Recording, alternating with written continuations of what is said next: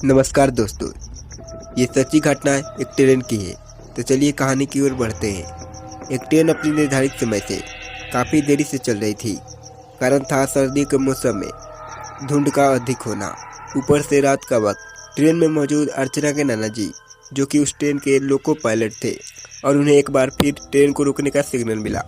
दरअसल आने वाले स्टेशन पर एक ट्रेन सिग्नल न मिलने के कारण पहले से ही खड़ी थी।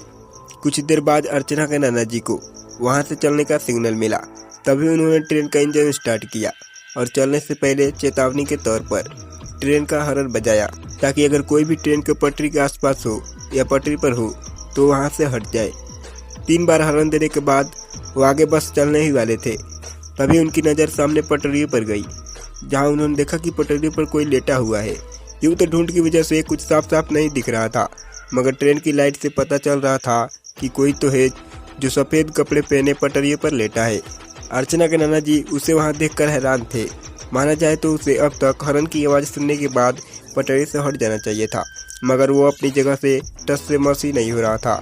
अर्चना के नाना जी ने ट्रेन के विंडो से उसे आवाज़ देते हुए कहा, अरे भाई, हॉर्न की आवाज़ सुनाई नहीं दे रही है क्या?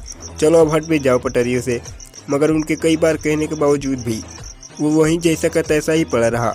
अब अर्चना के नाना जी को गुस्सा आने लगा था। वो मन ही मन सोच रहे थे कि कैसा आदमी है ये, इतनी तेज हॉर्न की आवाज़ से भी इससे कुछ फर्क नहीं पड़ा। वो ये सोचते हुए ट्रेन से नीचे उतरे और वो उसकी ओर बढ़े।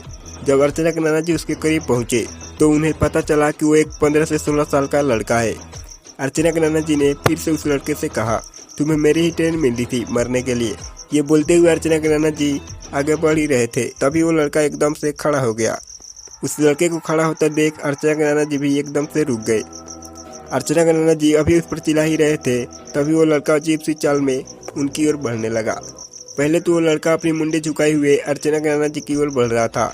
जब वो अर्चना के नाना जी के करीब पहुंचा तो उसने अपनी मुंडी ऊपर की तो उसकी नज़र सबसे पहले अर्चना के नाना जी के गर्दन पर गई। वो लड़का अर्चना के नाना जी की गर्दन की ओर घूर ही रहा था। तभी ट्रेन में मौजूद अर्चना के नाना जी के सहायक कर्मियों की आवाज़ उन्हें सुनाई दी। जब उन्होंने पीछे मुड़कर देखा तो पाया कि उनके सभी साथी उन्हें ट्रेन में तुरंत ही वापस आने के लिए कह रहे हैं। साथ ही वो सारे काफ़ी डरे हुए लग रहे थे। अर्चना के नाना जी समझ नहीं पा रहे थे कि अचानक ही उनके साथियों को क्या हो गया। उन्होंने अपने साथियों को जवाब देते हुए कहा, हाँ आता हूँ, पहले इस लड़के से तो निपट लूँ। ये कहकर वो वापस सामने की ओर मुड़े तो लड़का उनसे काफ़ी दूर खड़ा था और उन्हें घूर रहा था।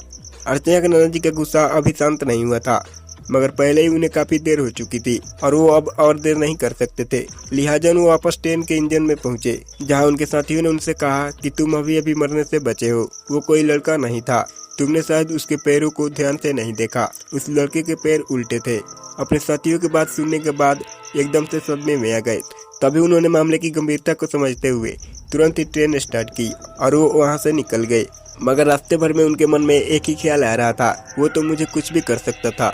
तभी उन्हें ध्यान आया कि वो लड़का उनकी गर्दन की ओर देख रहा था।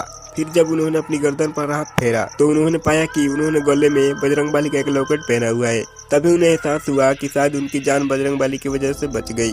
और इसी के साथ ये कहानी खत्म हो जाती है।